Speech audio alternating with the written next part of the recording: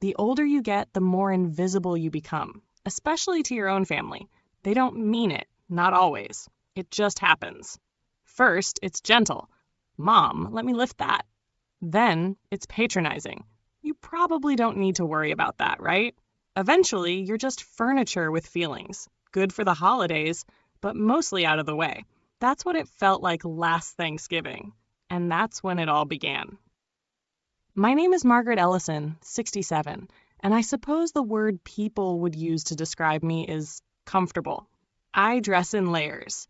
I bring a cardigan to every restaurant no matter the weather. I enjoy gardening, and I bake pies from scratch, crust and all. I know the baristas at my local coffee shop by name. I write thank you notes in cursive. To the world, I look like a retired widow who's settled into her quiet, well-behaved stage of life. But here's what no one in my son's house remembered that night. I'm also the founder and majority stakeholder of Eller and Park Talent Solutions, a regional executive recruitment firm with satellite contracts that reach across 6 states and into 3 federal departments. Yes, that Eller, as in Eller and Park, the name printed at the top of the file sitting in the HR department at my daughter-in-law's company. Now back to that dinner. It was hosted at my son Daniel's home. Beautiful place. Open concept, gray on gray decor, oversized island in the kitchen that no one cooks on but looks perfect in pictures. Everyone had shown up. Daniel, his wife Lauren, her parents, her younger sister and fiancé, and a few family friends I hadn't seen in years. 15 in all. I had come early, as instructed, so I could help get things ready. I'd baked 2 pumpkin pies, roasted a garlic herb turkey breast, just in case they forgot I don't eat ham, and brought along my own cranberry relish because, let's be honest, canned just doesn't cut it. I was setting the table when Lauren walked in, barely looked up from her phone, and tossed something onto the counter. An apron. Pale beige. Ruffled edges. Embroidered in navy thread. Kiss the cook. Since you don't work, Margaret, you can handle the kitchen stuff, right? I've got some emails to send before dinner. And then she turned around and walked out, just like that. There was a pause in the room, long enough that Daniel should have said something. He didn't. He just smiled politely and said, "Thanks, Mom. You're the best." I looked down at that apron. In that moment, I wasn't angry. Not yet. I was just stunned. You'd think the woman married to my son might know a little more about me than what she picked up in passing. You'd think she might remember that the reason they have their mortgage rate is because I co-signed when they were just starting out. You'd think she might ask before assuming I had nothing better to do than baste a ham and wash 17 wine glasses. But no. To her, I was just the mother-in-law who doesn't work. So I tied on the apron. I smiled. And I made that dinner shine.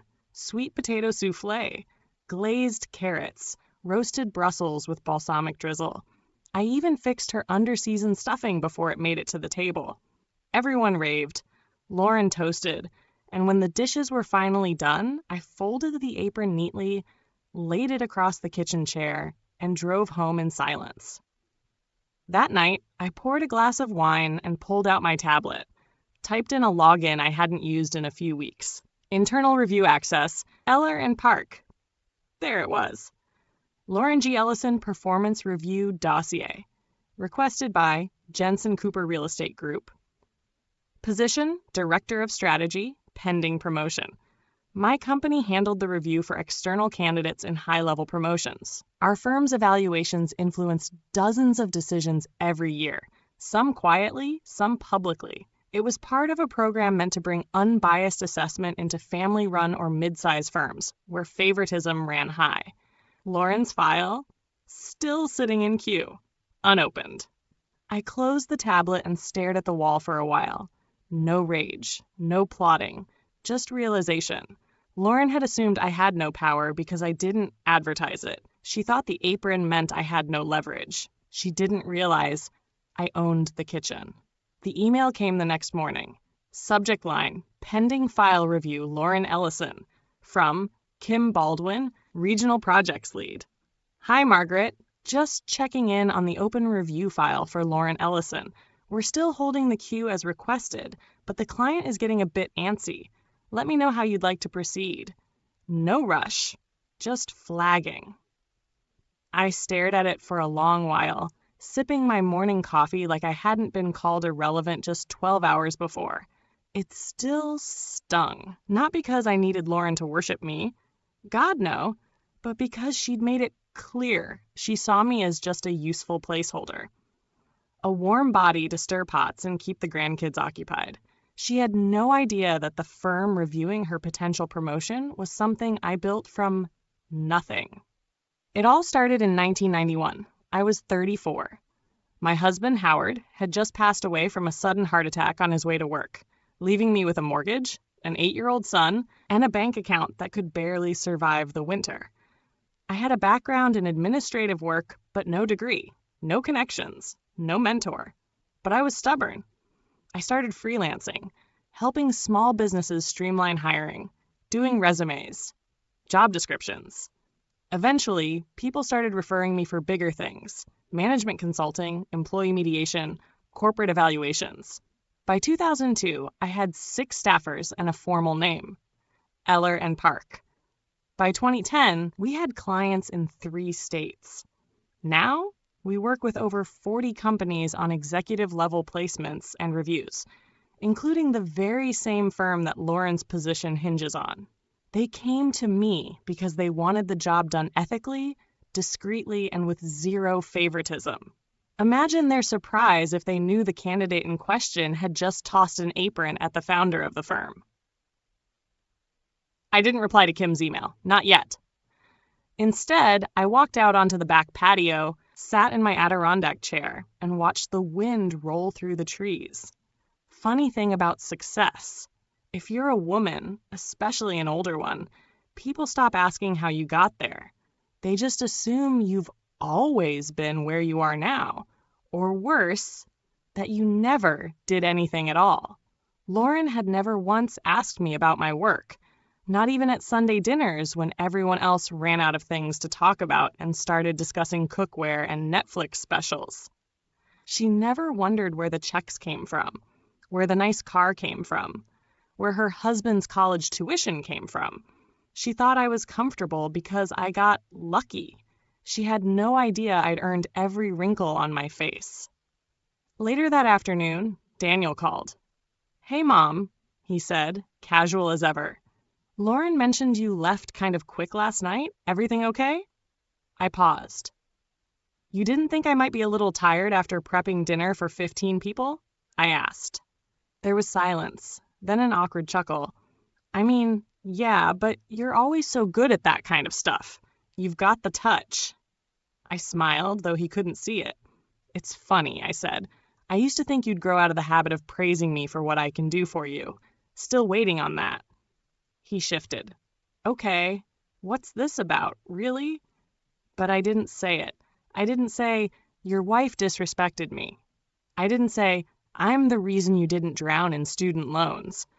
I didn't say, "The apron she threw at me costs less than the pens I buy for the boardroom I own." No, I simply said, "I'm just busy this week. Lots on my plate. Let's talk later." And I hung up. That evening, I replied to Kim's email. "Hold the file. No decision yet. I'll personally advise when to move forward." The thing about being underestimated is it gives you room to maneuver.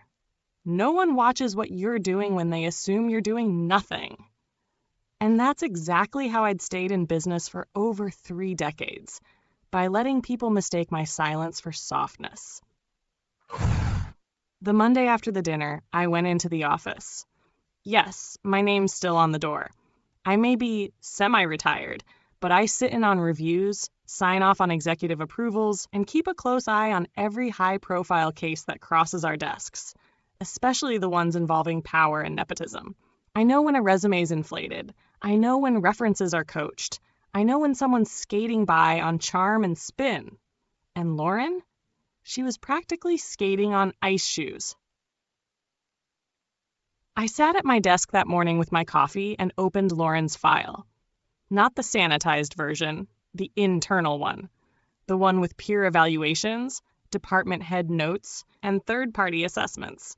I read each page slowly, deliberately. Turns out Lauren was competent, organized, aggressively ambitious.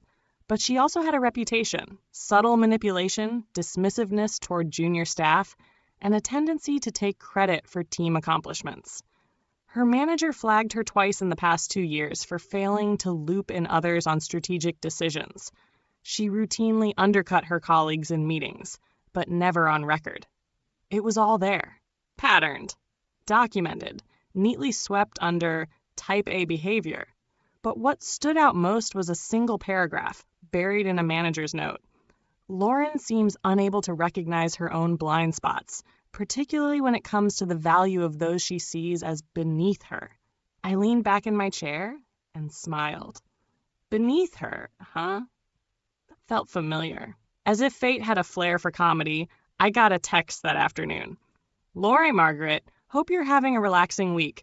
Any chance you'd be up for helping with the baby shower planning for my sister? You're so good with that kind of thing. I'd love for you to feel useful. Feel useful. There it was again, that glossed-over condescension. Wrapped in politeness, tied with a bow. No mention of dinner, no acknowledgement of the apron, no sign she even realized how far out of line she'd stepped. Just another task, another assumption. I didn't respond. I didn't need to. I'd already begun writing a different kind of note, one I planned to include in the official review summary, should I choose to submit it. It read, Lauren exhibits a consistent inability to recognize power dynamics unless they are titled, visible, and male. This creates a blind spot that can compromise leadership integrity and alienate support staff. Despite her competence, her professional maturity remains in question. Professional, measured, surgical. It wasn't revenge. It was the truth. That night, I called my oldest friend, Claire. We've been friends since 1978, back when we worked part-time as secretaries in a steel distribution company. She's the only person I trust enough to show my real cards. Do you think I'm being petty? I asked. She didn't even let me finish the sentence. No. I think you're being merciful, Margaret. If it were me, I'd have printed her file and used it as a placemat for her next dinner party. We laughed, harder than I had in weeks. Then she said something that stuck. People like Lauren don't think they need people like you until you remind them why they should have paid attention. And that's when I made the decision. Not out of spite, but out of principle. It was time to remind Lauren that the woman she dismissed in an apron was the same woman holding the pen that could write or withhold her future. I decided to show up, not with fanfare, not with warning, just a friendly drop by to Lauren's office with a Tupperware of lemon bars and a blouse starched just right to remind people that I may not be loud, but I'm not small either. The receptionist recognized me. Mrs. Ellison, you're Lauren's mother-in-law, right? She's mentioned you. She's in the conference room, but you're welcome to wait. I smiled. Oh, no rush. I'll just sit a moment. I took a seat on the tan leather bench near the break area and placed the Tupperware on the table. I listened, not snooping, just noticing. You'd be amazed what people say when they think you're a harmless grandma with a casserole dish. A young woman, early 20s maybe, walked over to the coffee machine, clearly trying to shake off nerves. Her blazer was too big, and she fumbled her badge trying to clip it back on. I offered her a lemon bar. She hesitated, then accepted. Thanks. Big day. Presentation to the partners. I smiled gently. You work under Lauren? She nodded. Yeah, she's sharp, very driven, but sometimes it's hard. You never know where you stand. She hesitated, glancing around, then added in a whisper, Last week she told me to just let her do the talking in the meeting, so I wouldn't accidentally tank it. Said it in front of the client, too. My jaw didn't clench, but my heart did. I nodded. Must be frustrating, I said. The girl laughed nervously. Yeah, but that's corporate life, right? No, honey. That's unchecked arrogance. A few minutes later, Lauren appeared in the hallway. Blouse crisp, heels loud, smile tight. She spotted me and blinked, surprised. "Oh, Margaret, I didn't know you were coming by. Is everything okay?" I stood, slow and steady. "Of course. I was just in the neighborhood. Thought I'd drop off some lemon bars." She eyed the container like it was a box of TNT. "Wow, that's thoughtful of you." Her tone was brittle, her eyes calculating. She didn't know what I knew. Didn't know that just days before. I'd read every line of her file. Didn't know I'd watched her fail the simplest human test, kindness to someone with no visible power. She walked me back toward the elevator, making small talk.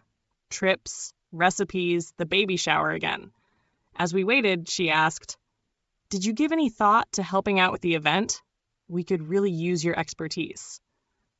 I turned to her and said calmly, "Lauren, if there's one thing I've learned in my working life, it's to offer help where it's earned, not where it's assumed."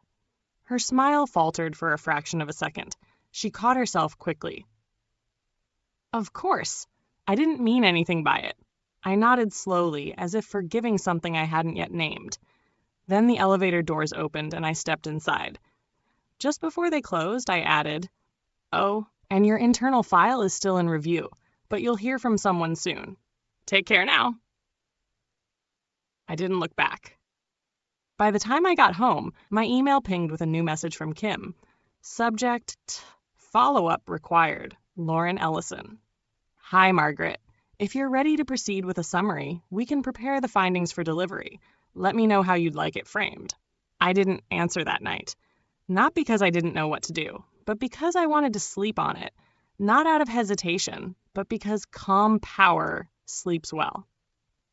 The funny thing about power is it doesn't always look like a gavel or a podium or $1 million check. Sometimes it looks like restraint. Sometimes it's choosing to pause when every nerve in your body wants to act. I'd made my decision, yes, but I hadn't pulled the trigger yet. I wasn't seeking revenge. I was holding up a mirror, and the moment they looked into it, I wanted them to see exactly what they'd become. That Thursday, Daniel called me. Sounded tight, like he'd just gotten off a tense Zoom meeting. "Hey, Mom, weird question. Are you involved with the firm reviewing Lauren's promotion?" I went still, just for a beat. "Why do you ask?" He exhaled. "She got a call this morning. Someone from HR said there was a flag on her file and that the external review was being reevaluated. She's freaking out." I said nothing. Let the silence do the talking. Then, like he was speaking to a child, he asked, "You didn't, intentionally slow it down, did you?" I stood up from my chair and walked to the window. Outside, the maple tree was shedding its leaves, slow and graceful. "Daniel, do you know the name on the Eller and Park founding documents?" He paused. "I thought it was a man. Someone named Eller." I nodded, though he couldn't see me. "Eller is my maiden name. Park was my business partner for a time. But she retired 15 years ago. I bought her out." He didn't speak, so I kept going.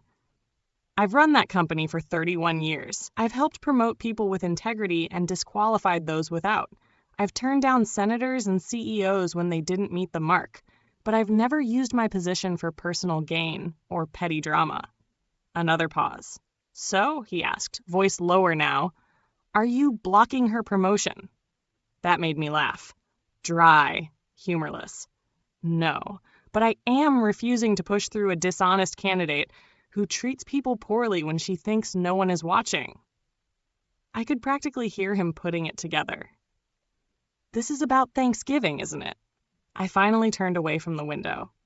"No, Daniel, this is about every time your wife looked me in the eye and pretended I didn't matter. Every time she used words like helpful and useful instead of valued. Every time you stood there and let her do it." "You're punishing us." "No, I'm revealing you. There's a difference." He hung up. Not angrily, just stunned.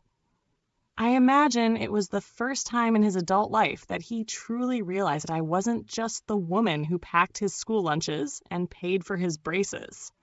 I was the woman who built something and I was done apologizing for it. That evening, Kim emailed again. Subject, Final Confirmation, Lauren Ellison File. Margaret, please confirm if we're closing the file. If no movement by Monday, the firm will revert to neutral stance and withhold promotion recommendation. I hit reply, hold position, do not recommend promotion at this time. Candidate failed peer review and exhibited leadership red flags. Founder Eller & Park. No theatrics, no shouting match, just business, just consequences. Lauren showed up at my door 2 days later. No warning, no call. Just the sound of her BMW pulling into my driveway like it had a right to. I watched her through the living room window, standing in her fitted blazer and heels that were too high for real confrontation. She was gripping her phone like it was armor. I opened the door calmly. Didn't invite her in. Hi, Lauren. She forced a smile, one of those tight-lipped kinds that doesn't reach the eyes. I think we need to talk. I let the moment hang. Then I stepped aside. She didn't sit. She hovered near the entryway like she wasn't sure whether she wanted to stay or leave. So I heard you're the reason my file's frozen, that you're the one blocking my promotion. I raised my eyebrows slightly. Is that what you heard? She nodded. From Daniel. And from someone in our HR, said the recommendation never came through, that the external reviewer put a hold on it. Then your name came up. I took a breath. Not rushed. Not defensive. Lauren, I didn't block your promotion. I just didn't approve it. Her mouth opened slightly, eyes narrowing. So that's a no. Because I tossed you an apron? Are you serious? That right there. That flash of entitlement. The way she made her behavior my problem. I smiled. No, Lauren. It's because you treat people like the only ones worth listening to are the ones you know can help you. Because when you thought I was powerless, you dismissed me.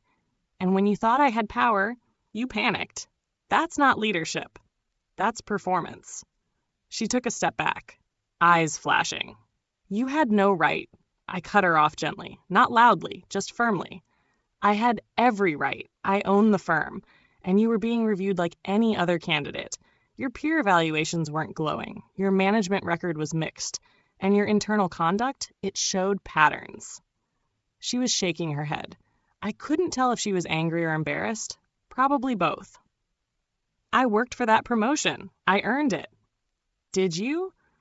Or did you assume it would be handed to you the same way you assumed I'd cook and clean for you without question?